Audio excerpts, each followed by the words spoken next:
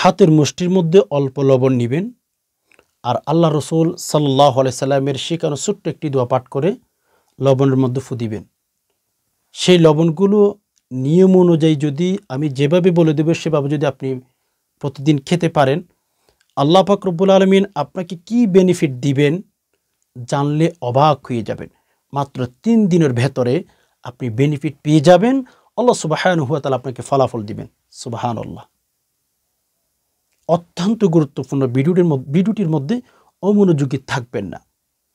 Almost ভিডিওটি শুরু থেকে শেষ অবধি একটু সবর করে দেখতেই থাকুন। অনেক সময় ভাই অনেক দিকে নষ্ট করে থাকেন।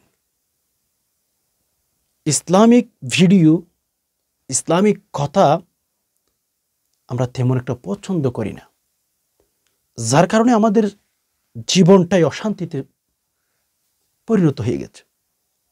কোনো ব্যক্তি জীবন নিয়ে শান্তিতে নাই। যান রাজার কাছে যান, রাজাও বলবে জীবন নিয়ে হতাশায় আছে।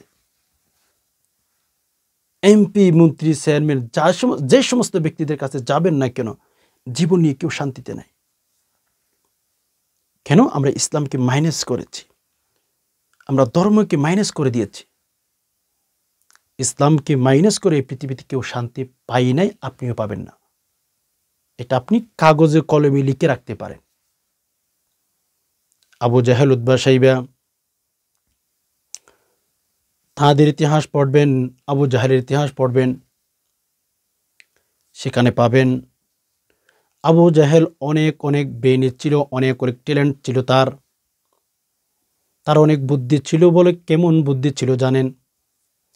কিতাবের ভেতরে এসেছে আবু জাহেলকে আল্লাহ তাআলা এত বুদ্ধি দিয়েছিলেন, এত ট্যালেন্ট দিয়েছিলেন। আবু জাহেল কোনো মানুষের পায়ের ছাপ দেখলে, ধরেন কোনো মানুষ হেঁটে গিয়েছে, ওটা যদি আবু জাহেল দেখে, আবু জাহেল বুঝতে পারে যে সে কোন গোত্রের মানুষ। আল্লাহ তাকে এত ব্রেন দিয়েছিল আবু জাহেলকে, কিন্তু সে জ্ঞান, সে ব্রেন, সে ইলম ইসলামের পক্ষে কাটাই নাই, ইসলামের বিরুদ্ধে ব্যবহার করেছে। ফলে তার ঘরের মধ্যে এখন বাথরুম তৈরি করা হয়েছে। আল্লাহ রসুল সাল্লাল্লাহু আলাইহি সাল্লামের ঘরের পাশে আবু জাহেলের ঘর। আবু জাহেলের জন্ম হয়েছে মক্কায়, বর্তমান যে জায়গার মধ্যে আল্লাহর ঘর বাইতুল্লাহ আছে, ওই ঘরের দেওয়ালের সাথে টেক লাগিয়ে আবু জাহেলের জন্ম হয়েছে।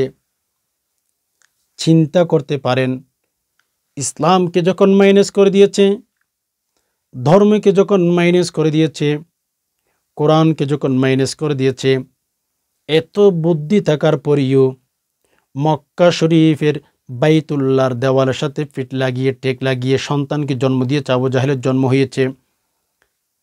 এরপরেও কিন্তু আবু জাহেল সুখী নাই। এরপরেও আবু জাহেলের অনুসরণ করেওয়ালা মানুষের সংখ্যা খুবই কম পাওয়া যায়।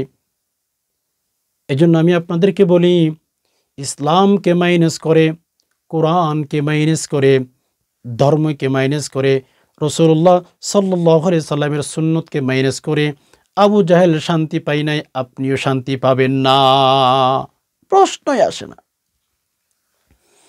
এজন্য আসুন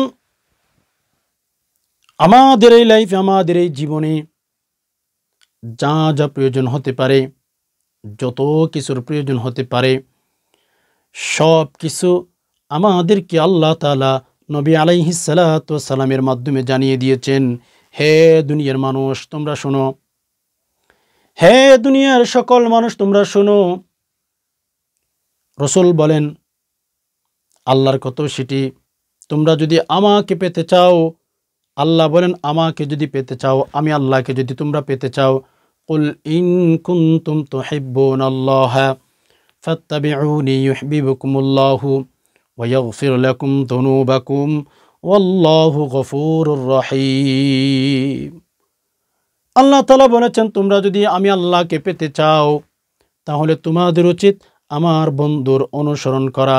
আমার বন্ধু যা যা বলবে সেই মতো জীবনটা কাটাও, তোমরা আমাকে পেয়ে যাইবা, আল্লাহকে পেয়ে যাব। আমরা আল্লাহ তাআলাকে পেয়ে যাব যদি নবী আলাইহিস সালাতু ওয়াস সালামকে অনুসরণ করতে পারি, অনুকরণ করতে পারি। নবী আলাইহিস সালাতু ওয়াস সালামকে মানতে হবে, না হয় কখনো আপনি জান্নাত পাবেন না, কখনো আপনি শান্তি পাবেন না লাইফে। যেমন আবু তালেব রাসূলুল্লাহ সাল্লাল্লাহু আলাইহি সাল্লামকে কত মহাব্বত করেছেন, ভালোবেসেছেন, কিন্তু অনুসরণ অনুকরণ করেন নাই, যার কারণে আবু তালেব জাহান্নামের মধ্যে চলে যাইবে। এজন্য মেরে দোস্ত, আমাদের এই ছোট্ট লাইফে যত সমস্যার মধ্যে আমরা পড়ে যাব, প্রথম নাম্বারে আমাদের উচিত আল্লাহর রসুল সাল্লাল্লাহু আলাইহি ওয়াসাল্লামের শিখানো পদ্ধতিগুলোকে অবলম্বন করা। আমরা অসুস্থ যখন হয়ে যাব, আমরা মুমিন, আমরা মুসলমান, আমরা ফলো করব আমার নবী, আপনার নবী আমাকে কি শিক্ষা দিয়েছেন, আপনাকে কি শিক্ষা দিয়েছেন, এই জিনিসগুলোকে আমাদের উচিত প্রথম নাম্বারে ফলো করা। সাহাবায়ে কেরাম রাসূলুল্লাহ সাল্লাল্লাহু আলাইহি সাল্লামের কথাকে এত বেশি বিশ্বাস করেছেন, এত বেশি গুরুত্ব দিতেন। আমরা তো রাসূলুল্লাহ সাল্লাল্লাহু আলাইহি সাল্লামের কথাকে বিশ্বাস করি না, যার কারণে কোরআনুল কারীম থেকে আমল করি, আমরা তেমন একটা ভালো বেনিফিট পাই না, ঠিক না? হে মেরে দোস্ত, আপনি কি জানেন সাহাবী একরাম নবী আলাইহিস সালাতু ওয়াস সালামের কথা কত গুরুত্ব দিতেন, কত প্রায়োরিটি দিতেন? আপনি কি জানেন? আপনি হয়তো জানেন না। আসুন এক সাহাবীর ঘটনা আপনাদেরকে শোনাই।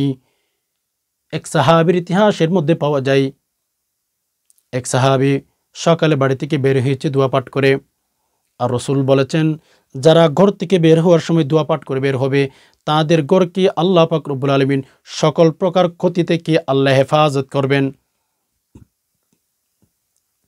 এই কথা রাসূলুল্লাহ সাল্লাল্লাহু আলাইহি সাল্লাম বলে দিয়েছেন যে কোনো বান্দা যদি ঘর থেকে বের হওয়ার সময় দোয়া পাঠ করে বের হয়, আল্লাহ পাক রব্বুল আলামিন ওই সমস্ত ঘরকে কুদরতিভাবে হেফাজত করবেন। সাহাবী সকালে ঘর থেকে বেরিয়ে গেল দোয়া পাঠ করে, এক জায়গার মধ্যে কাজ শুরু করলো। হঠাৎ করে দেখতেছেন কিছুক্ষণ পরে ওই মহল্লার মধ্যে আগুন ধরে গেল। সাহাবী একরাম প্রমাণ করে গিয়েছেন, সাহাবী একরাম আমাদেরকে স্বর্ণ করে লিখে বুঝিয়ে দিয়ে গেছেন, খাতায় কলমে, হাতে কলমে আমাদেরকে বুঝিয়ে গিয়েছেন, হে দুনিয়ার মানুষ, নবীজির কথা এমনভাবে বিশ্বাস করতে হবে যেখানে কোনো সন্দেহ থাকা যাবে না। সাহাবী বাড়ি থেকে বের হওয়ার সময় দোয়া পাঠ করে বের হলো, এক জায়গার মধ্যে গিয়ে কাজকর্ম শুরু করলো। ও মেরে দোস্ত, কিছুক্ষণ পর দেখতেছেন ওই সাহাবীর মহল্লায় আগুন ধরে গেল। প্রতিটি ঘরের মধ্যে আগুন লেগে গেল, ঘর বাড়ি ঘর জ্বলে পড়ে ছাই হয়ে যাচ্ছে। এক সাহাবী গেলেন, ওই সাহাবী সকালে যে বাড়ি থেকে বের হয়েছিল দোয়া পাঠ করে, ওই সাহাবীর কাছে গেলেন। যাওয়ার পর বললেন, ভাই ঘটনা ব্যতিক্রম ঘটে গেছে। বলে কি ঘটে গেছে? আপনার ঘরের মধ্যে আগুন লেগেছে, আপনার ঘরটা জ্বলে পড়ে ছাই হয়ে গেছে। ওই সাহাবী বললেন, না, উবাই ইবনে কাব গালেবান ওই সাহাবীর নাম। সাহাবী বললেন, না, আমার ঘরে আগুন লাগতে পারে না, যা। দ্বিতীয় নম্বর আরেকজন গেলেন, ভাই আপনার মহল্লায় আপনার ঘর যেখানে ওখানে আগুন লেগেছে, আপনার ঘর জ্বলে পড়ে ছাই হয়ে গেছে, আপনি এখানে বসে আছেন তো। উনি বললেন, সাহাবী বললেন, যা, আমার ঘরে আগুন লাগতে পারে না। তৃতীয় নম্বর আরেকজন গেল, বললেন, ভাই আপনার ঘর যে গ্রামের মধ্যে, যে মহল্লায়, ওই মহল্লা পুরা ঘর জ্বলে গেছে, আপনার ঘরটা বাকি আছে।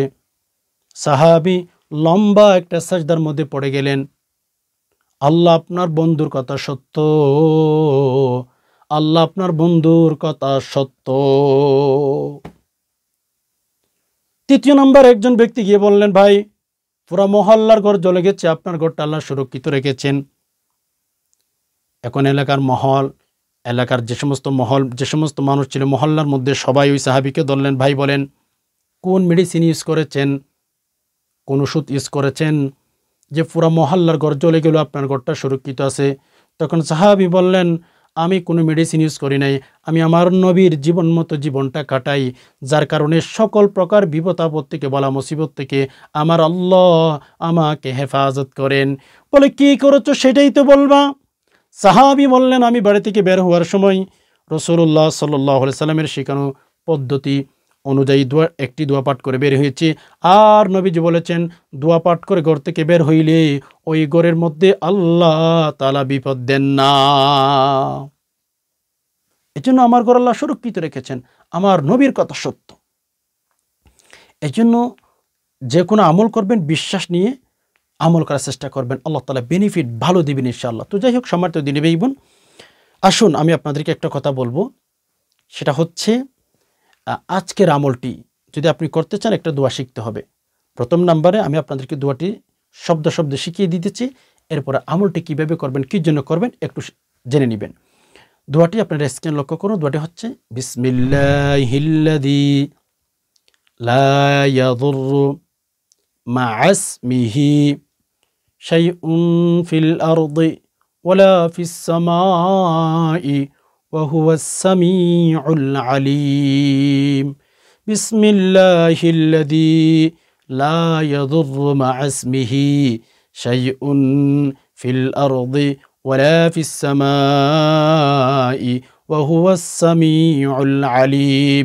বিসমিল্লাহিল্লাযী লা ইয়াদুররু মা ইসমিহি শাইউন ফিল আরদি ওয়ালা ফিস সামাই ওয়া হুয়াস সামিউল আলিম। শুদ্ধ করে দোয়াটি শিখে ফেলবেন। শেখার পরে আমি যে পদ্ধতিতে আমলটা আপনাকে শেয়ার করতেছি, শিখিয়ে দিতেছি, ওইভাবে আমল করবেন। প্রথম নাম্বারে আপনি উযু করবেন। উযু করার পরে ক্যাবলামুখী হয়ে বসবেন। বসার পর হচ্ছে এক মুষ্টি হাতের মধ্যে লবণ নেবেন, অথবা 7 দিন পর্যন্ত যে পরিমাণ লবণ আপনি খেতে পারবেন সেই পরিমাণ লবণ কোনো বাটির মধ্যে নেবেন। ওকে, ফাইন। আপনি এরপরে ক্যাবলামুখী হয়ে বসে 3 বার আস্তাগফিরুল্লাহ আস্তাগফিরুল্লাহ আস্তাগফিরুল্লাহ আস্তাগফিরুল্লাহ 3 বার দুরূদ শরীফ সাল্লাল্লাহু আলাইহি ওয়াসাল্লাম সাল্লাল্লাহু আলাইহি ওয়াসাল্লাম সাল্লাল্লাহু আলাইহি ওয়াসাল্লাম। এরপরে দোয়াটি পাঠ করবেন 7 বার, বিসমিল্লাহিল্লাযী লা ইয়াদুররু মা ইসমিহি শাইউন ফিল আরদি ওয়ালা ফিস সামাই ওয়া হুয়াস সামিউল আলিম। দোয়াটি 7 বার পাঠ করবেন। শেষে আবার 3 বার দুরূদ শরীফ পাঠ করবেন। এখন আমলটি আপনার কমপ্লিট হওয়ার পরে যেই লবণগুলো আপনি নিয়েছেন ওই লবণের মধ্যে আপনি 7টি ফু দিবেন। এভাবে 7টি ফু দেওয়ার পরে আপনার কি হবে, আপনি কি জন্য লবণগুলো ব্যবহার করবেন, প্রতিদিন সকালে বাসি পেটে আপনি হচ্ছে একেবারে খালি পেটে ঘুম থেকে ওঠার পরেই পরিষ্কার হয়ে আপনি ওই লবণ থেকে 1 চিমটি লবণ, 3 আঙ্গুলে যতটুকু লবণ উঠে হালকা লবণ যে পরিমাণ আপনি খেতে পারবেন, বাসি পেটে অল্প অল্প 7 দিন লবণগুলো খাবেন। এখন আমাদের বিষয় হচ্ছে, লবণগুলো যদি আমরা প্রতিদিন সকালে খাই আমাদের কি উপকার হবে।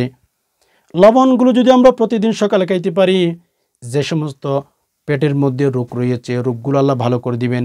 গ্যাসের সমস্যা আছে, আপনি যদি 7 দিন পর্যন্ত লবণগুলো খান, আপনার পেটের গ্যাসের সমস্যা আল্লাহ ভালো করে দিবেন। জাদুটুনা করেছে পেটের মধ্যে, জাদুটুনা করে খাওয়াই দিয়েছেন আপনাকে, খাওয়ানো জাদুটুনা করেছে, জাদুটুনা নষ্ট হয়ে যাবে। মোট কথা, পেটের ভেতরে যে সমস্ত রোগ রয়েছে আল্লাহ তাআলা ভালো করে দিবেন দোয়াটির উসিলায়। এজন্য যে সমস্ত ভাই বোন নিজেকে জাদুটুনা থেকে মুক্তি রাখতে চান, নিজেকে জাদুটুনা থেকে হেফাজতে রাখতে চান, জাদুটুনা করে যাদেরকে কিছু খাওয়ানো হয়েছে, জিনা আসর করেছে, এইভাবে যদি আপনি প্রতিদিন সকালে খাইতে পারেন, 7 দিনও খেতে পারেন, এর চেয়ে আরও বেশিও খেতে পারেন, ইনশাআল্লাহ পৃথিবীর কোনো মানুষ আপনার ক্ষতি করতে পারবে না। আল্লাহ পাক রব্বুল আলামিন আপনাকে সকল প্রকার ক্ষতি থেকে হেফাজত করবে।